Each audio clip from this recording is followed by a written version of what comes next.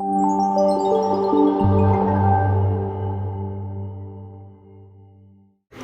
actually kind of happy that I'm following Peter and that Peter talked about coming up here and looking stupid, because this whole presentation came from me looking stupid in front of Peter in a presentation I did earlier this year.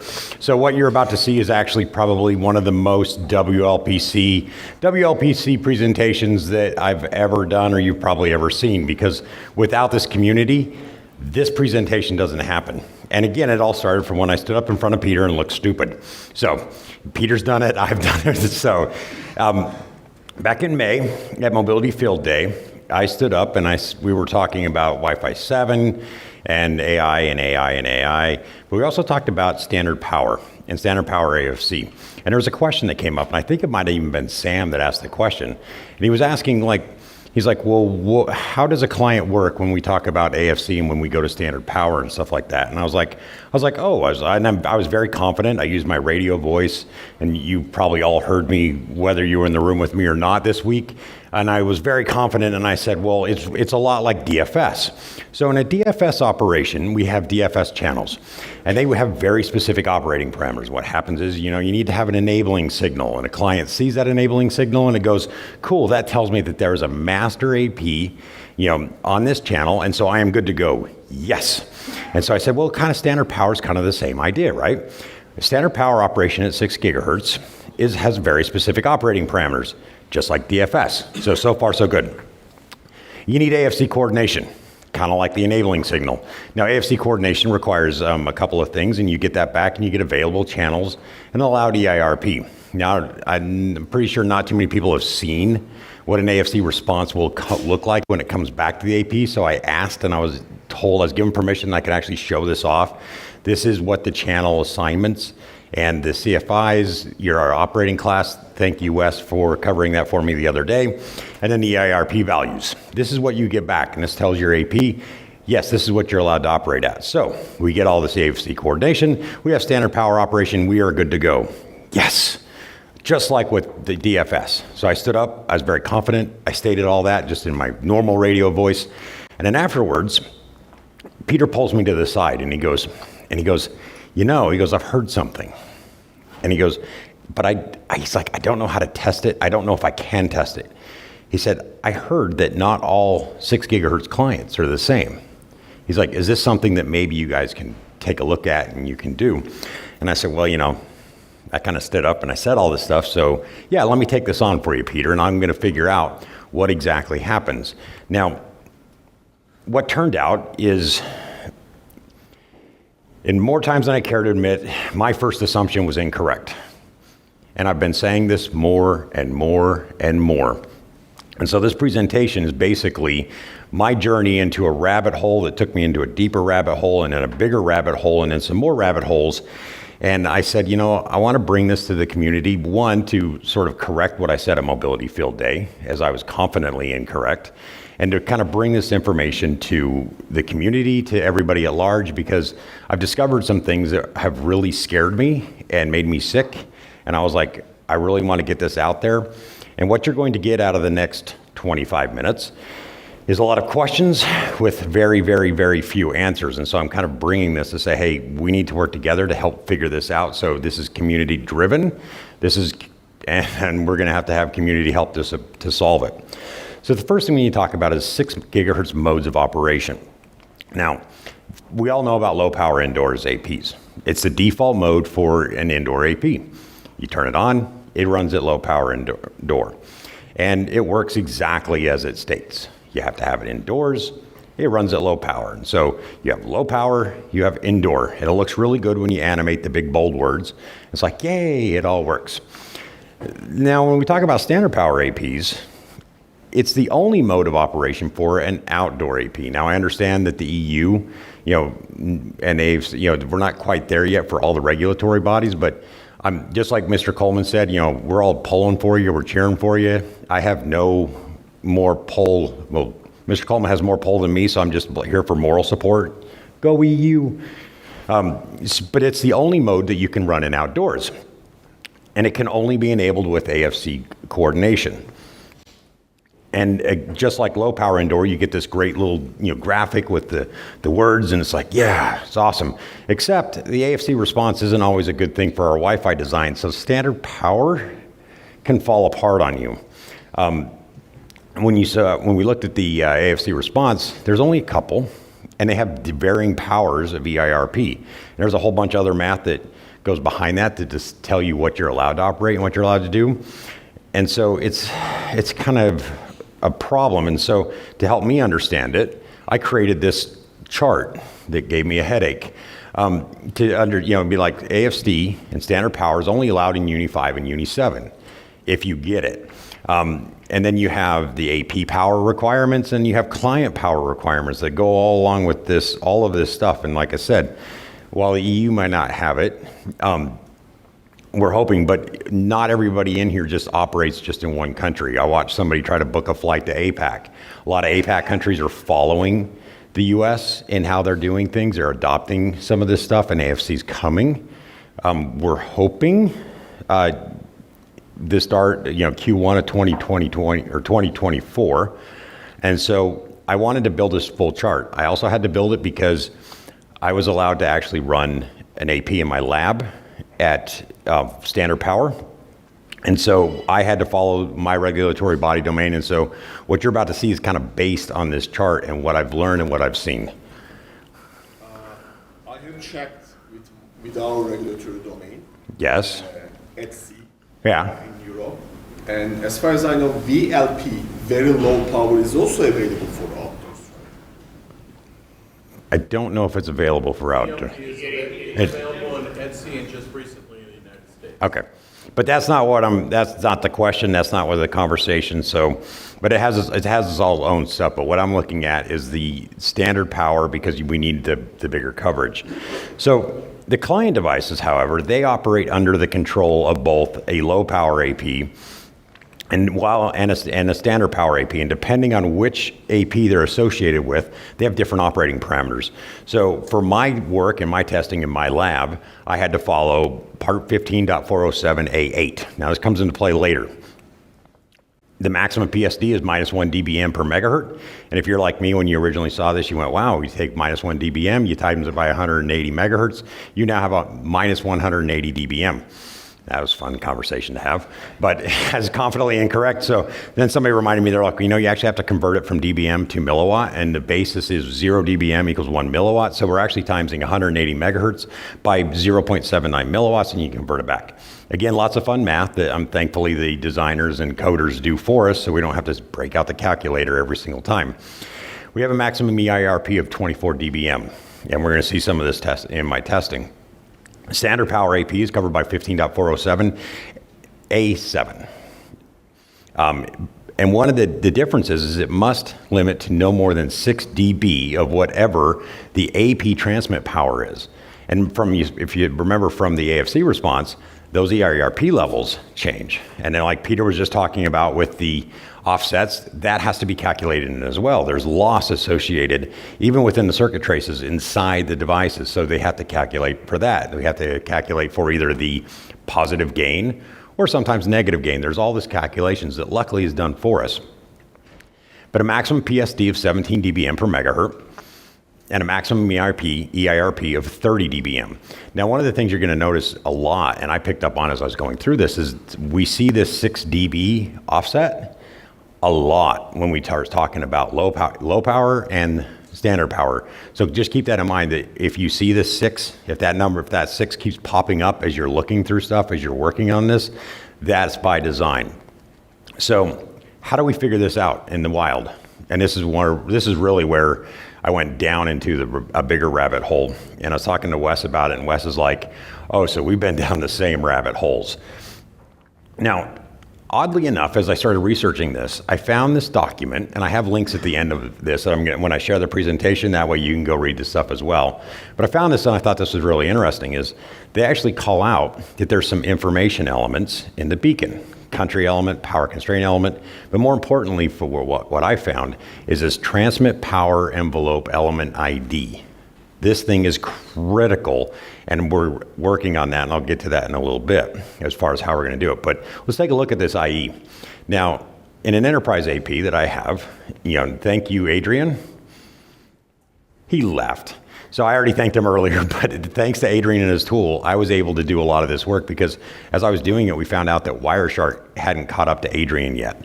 So Wireshark was having problems with it. It didn't know what it was or it couldn't decode it. All of my stuff was possible thanks to Adrian. So again, a WLPC contribution to the work I needed to do. And so we have these two different IDs, or the same ID, but two different entries. And those come into play here in a second. And thankfully, my neighbor across the street, he likes to think he's an Uber nerd. He kind of is. But thankfully for him, I was able to actually pull some information because as we have a consumer one, you notice like the length is different and it has an extra one. So it's like, even depending on which your vendor is, vendors are going to have this a little differently. Whether it's consumer, it's going to have and so as I go through these, you're going to see some of these variations and differences.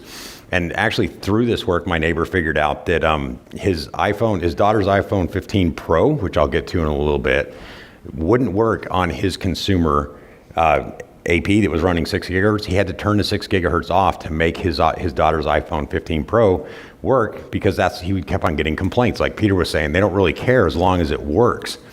Her phone didn't work. She complained. He had to turn off 6 gigahertz. So let's take a look at this. We're going to blow it up and see what we see in here. So what we see is the 24 dBm, and that is on the client EIRP, and then we see down here for the PSD, we see the -1 dB. So that's in there. That's actually tells us that, hey, as a client, this is what you're going to operate. This is what you're going to do. And because we know that that's you get -1 dBm per megahertz for the PSD, we know that that's what that is. That's telling the client, this is what you're allowed to do. And there's one's the EIRP, one's the PSD. Now when we take a look at an enterprise one that I had, we see a little different. We are only identifying the PSD. We don't have the EIRP. So you're not going to see the same until we get more and more of these, and I get more and more in my lab that I can do. And so this is part of those sort of crowdsourcing stuff, because like Mr. Coleman said, there's 1,700 devices that do 6 gigahertz, and I don't have room in my lab for 1,700, and they haven't approved me to buy them. But we see the PSD, we see the values down here, and we blow it up. You can really see, it's like, hey, this is what these bits are. We're looking right here. And this comes into play at the end. And so one of the things I was doing as I was looking at this, I kind of wondered, I was like, both of them have this subordinate device category. And I was like, well, what's a subordinate device? I was like, I'm not quite sure what that is. So I did some research, I did some Googling, and I found a document that described what a subordinate device at 6 gigahertz is. It's powered from wired connections, not battery powered, no weatherized enclosure, no direct connection to the internet. You can't be used to connect separate buildings. And I was like, okay, why do we have it? You can't do anything else like that. The power limits are the same as an LPI AP.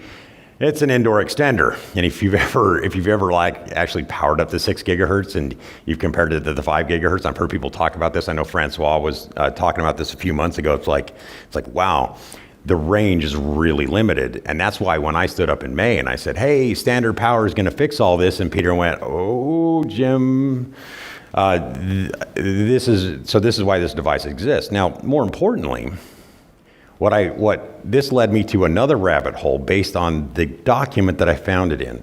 So I found it in a 6 gigahertz Q&A that was dated December of 2020. And this was something that was put out by the US FCC from the Office of Engineering Technology Laboratory Division. Part 15 Subpart E, Uni 6 gigahertz questions and answers. It's super boring.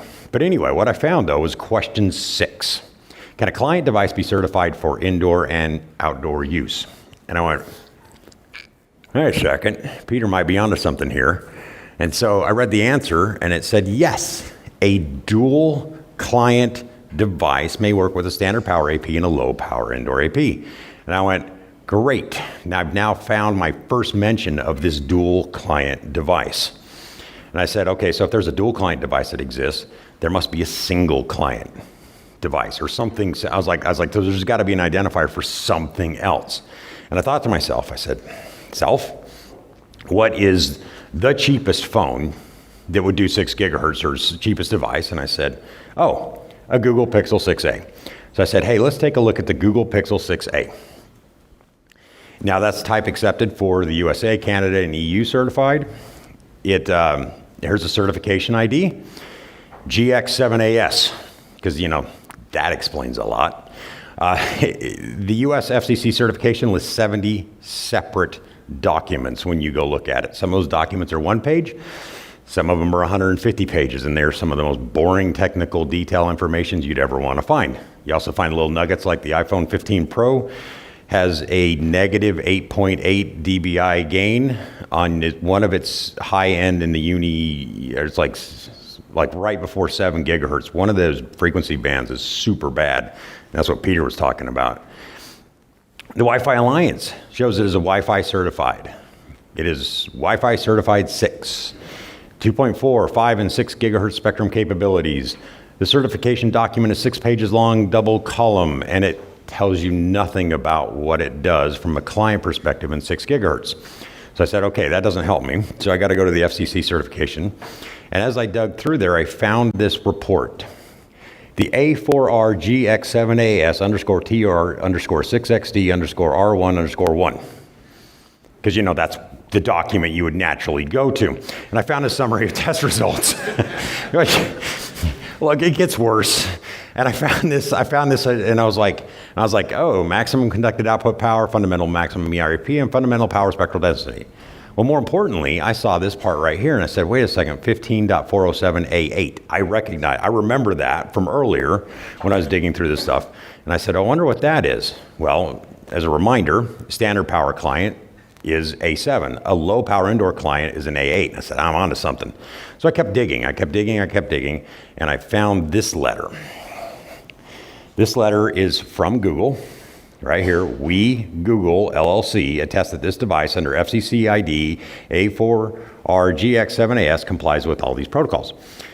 And then I saw this, indoor client 6XD. This is massively important. This device will only associate and connect with a low power indoor access point or subordinate device and never directly connect to any other client devices. I now have a definition. It took me an hour and a half, but I found it. So then I said, well, I need a higher end phone. I said, I want to see something else. So I got a hold of a Samsung Galaxy S23 Ultra. Now, this letter happened to be called the A3LSMS918B underscore Wi-Fi 6E underscore power adjustment letter. Again, because that's where you'd look for it. And I saw this. This is a dual client 6CD, not a 6XD, it's a 6CD. Now this statement says, we declare this device will be under control of a low power indoor access point and a standard power access point. And I said, okay, now I have a device, and they wouldn't let me bring the S23 Ultra, they kept it for testing. So I was like, now I have 2 devices. I have one that I know is a 6XD, and I have one that's a 6CD. I said, now I can start testing. Or so I thought. So the first thing I did is I went to the Wi-Fi Pi, or WLAN Pi profiler. Again, WLC community and all the people who work on that, thank you. You've helped me a lot. And I did a profiler for a Google Pixel 6a. It is supported at 6 gigahertz operating class, and it has a max power of 20. Now, right before this, I was talking to Peter, and we had a conversation, and I realized once again I was wrong. So I don't need those extra 2 minutes, Keith. And the max power is at 20 dBm. But keep in mind, it's because this was taken at a 5 gigahertz frequency band. Even though we can identify the 6 gigahertz operating class, it's still associated at 5 gigahertz and channel 36. So we're not going to see. So keep in mind that when you see that in a profiler report, it's talking about the one that it's associated to. Just because it happens to be listed under the max power doesn't mean that it's the 6 gigahertz operating class maximum power. So then I said, well, let me take a look at a Samsung Galaxy S23 Ultra, and I profiled it, and I said, oh, look, the exact same thing. We can see that. Donk, supported 20 dBm. Okay, so I can't tell anything there. Never fear. I'll get to that. So then I said, well, let's actually do an association to a low power indoor AP. So I took my Google Pixel 6a, associated it to it, and then I came up with this number right here. That's how I figured out that the profiler one was not showing that it was, the 6 gigahertz power. We're talking about the 5 gigahertz. So be careful with that. And I said, well, let's take a look at the Samsung Galaxy S23 Ultra. And this one has almost the same maximum transmit power, but the minimum transmit power is a lot more. So I think that's in one of those cases when we think about what it's allowed to transmit at. This is the dual client, whereas the 6A I had was a low power. So we're seeing that in the minimum transmit power in the association when it connects to the AP itself. So let's take a look back here at my standard. So this is a standard power transmit power envelope that I was able to capture Saturday. So there was some firmware issues in this pre-production stuff. I know, surprise. And so it took me a little while to get to this point to where I could actually get a standard power running in my lab. That's why I had the chart at the beginning and I referenced all the USA stuff, because this is what it looks like. Now what you're gonna see here is when we look down at this very bottom one, the maximum transmit power for 160 is 30 dBm. So that is the EIRP value for my client device on a standard power transmit on a beacon. And this is in the beacon frame. This is not in the association. Turns out none of this is in the association. It's not how this is going to work, which led me to be confidently incorrect again, because when I finally got this running Saturday night, I invited my neighbor across the street, the same guy who had the problem with his daughter's iPhone 15 Pro. And I said, hey, I've looked up your phone. It's a Galaxy Fold 4. And I said, and I saw the letter, and the letter said that it is a 6XD, low power indoor only. And I said, I want to break you. I was like, I want to break it so when you connect to my 6 gigahertz AP, it won't work. I was like, it's going to break. I was like, I want to break that Wi-Fi connection. I was very confident. And I brought him over into my lab, and I said, okay, we're going to toggle it. I'll say that so Ruckus is actually going to have a toggle where you can toggle between a low power indoor and a standard power, so you can actually manually force it, which is great when you're testing. And so I said, all right, here's my LPI, which we saw before. 6 gigahertz only. I had no 5 gigahertz, no 2.4, because I was kind of curious about that. He immediately saw the SSID. He immediately connected, and there was joy in the world. And I said, great. I said, I'm now going to break it. So I got in. I turned on the AFC, turned on the standard power. It went through its checks. It went through all of that stuff, which it has to do when you do it. It has the AFC process. And I immediately saw this. And I said, your phone is not connected. And he goes, funny thing. He goes, it disconnected for a second. He goes, and it immediately reconnected. And I went, no, it didn't. And he said, I don't know. He's like, he pulled out his phone and he said, I'm connected. And I went, well, crap. I was like, that's not good. And I told this to Wes, and Wes had the same reaction as I did, going, wait a second, if the certification says 6XD and it's connected, he goes, something happened. So we're still working on that, because this was literally Saturday night. So I slept on it, and then I woke up Sunday morning and I said, wait a second, I happen to have, oh wow, I went way farther on my slides. I was like, I happen to have, here's my Pixel 8, by the way. You want to hold it? Maybe make you feel good for yours. Well, I got mine before you, I'm just saying. So I said, hey, I've done all this research. It took me days and days and days to come up with this. And I said, I have the 6XDs. And then, of course, Saturday night, my neighbor said, hey, my Samsung Galaxy 4 is a 6XD-ish, because then it connected. And I was like, well, crap. It's like, how do I tell? How do I know all this stuff? Because some of these, and then so I got up Sunday morning and I was doing some testing, when I should have been packing to go to the airport to fly here. And my Pixel 8 actually is a 6XD. I confirmed it. It connected without a problem at standard power. So that's what it is. But it's like, with 1,600 devices, You don't have the time to dig through all the FCC websites, to dig through all of the other stuff like I did just to figure out one device. The iPhone 15 Pro, it wasn't until 2 nights ago that I was talking to Wes, and he's like, yeah, I found it. He goes, it's a 6 CD. But it takes hours and hours to do it. We don't have hours and hours and hours to figure out, hey, are my clients going to break if we turn on standard power? But what I discovered in my testing is while the iPhone 15 Pro and some of these other ones can see it, when I turned it on and I was looking at this and my Google Pixel 6a, when I turned on standard power, the device didn't break. It simply did not show me the SSID.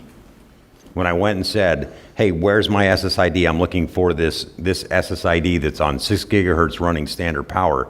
It simply just didn't list it.